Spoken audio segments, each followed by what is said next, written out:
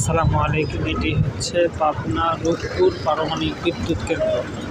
বাংলাদেশের এক নাম্বার ঐতিহ্যবাহী যে পারমাণবিক বিদ্যুৎ কেন্দ্র আমরা হিসেবে জানি, এটি হচ্ছে সে।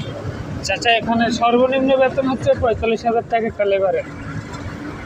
সর্বনিম্ন বেতন দেওয়া অনেক। আমি নিজে করছি, এখানে চাকরি দিচ্ছে।